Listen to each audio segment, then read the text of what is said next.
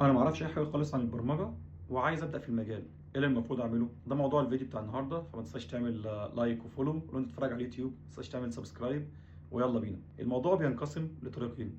اول طريق بالنسبه لي ان انا هروح اتعلم الاساسيات، وبعد كده اروح اشوف ايه التكنولوجي اللي انا عايزها او ايه التراك اللي انا هخش فيه. طب الطريق التاني ان انا اخش في الموضوع على طول، يعني هخش في التكنولوجي اللي انا عايزها على طول. طب خلينا نبدا الاول بطريق الاساسيات. ده ايه اللي موجود فيها منعم؟ اول حاجه اللي انت بتاخد لغه برمجه معينه، في ناس اختلفت بقى سي بلس بلس بايثون. المهم انت بتاخد لغه تحاول تتمكن منها شويه، مش ان انا اجيب، مفيش حاجه اسمها اجيب اخرها، يعني اذاكرها شويه، اعرف اساسيات اللغه دي ايه، ابدا استخدم بقى واتعلم السوفت وير انجينيرنج كونسبتس اللي موجوده فيها. يعني على سبيل المثال او بي، شويه داتا ستراكشرز كده في النص، شويه ديزاين باترنز، وابدا احل شويه بروبلم سولفنج بيها، وابدا اتمكن شويه من اللغه ديت. والسوفت وير انجينيرنج كونسبتس، الجوريزم، السورتنج بقى، والحاجات اللي احنا ايه بنبقى عارفينها في الاول دوت. اول ابروتش. طب الطريق دوت امين يعني هلاقيه فين؟ في سي اس 50. ده من اشهر الكورسز اللي موجوده، لو حد ما عندوش اي نولج عن البرمجه تقدر تخش تتفرج عليه، موجود اونلاين، موجود فري تتفرج عليه، وفي الغالب كمان في ناس بتشرحه على اليوتيوب بالعربي. طب ده اول طريق.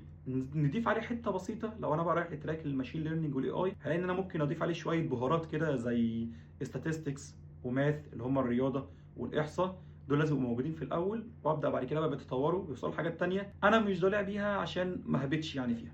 الطريق الثاني ان انا بالنسبه لي بقى اخش في التكنولوجيا على طول، يعني اروح اتعلم سويفت واشتغل اي او اس على طول، اندرويد وكوتلين على طول، فلاتر ودارت، ويب اتش تي ام ال وسي اس اس والكلام ده كله. انا لما اخش هنا اعمل ايه في حته الاساسيات دي؟ وانت ماشي في الطريق بتبدا تذاكرهم واحده بواحده، لان هنا يعني الطريق دوت بيختلف، الطريقين بيختلفوا من حد لتاني.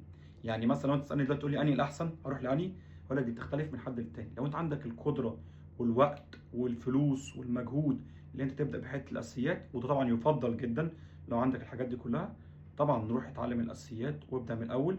ده هيفرق معاك جدا جدا، وهيديك خطوه عن الناس التانيين. ما عندكش الكلام ده هتضطر انت تروح تخش في التكنولوجيا على طول، وده في ناس كتير عملتها وبتنجح. مفيش هنا بينجح وهنا لا، كله بينجح، بس تعتمد على الشخص يعني. وناس اللي راحت عملتها واشتغلت على نفسها ووصلت وكانت بتتعلم في النص الاساسيات ديت، بل بالعكس في ناس كمان بقت بتشرحهم وما شاء الله عليهم. مفيش طريق احسن، ما تخليش حد يضحك عليك ويقول لك ده الافضل. ده الافضل. اختار اللي مناسب ليك والامكانيات. ده كان موضوع الفيديو بتاع النهارده. ما تنساش تعمل بقى الفولو واللايك والشير والسبسكرايب والكلام الجميل بتاعنا ده كله. مع السلامه.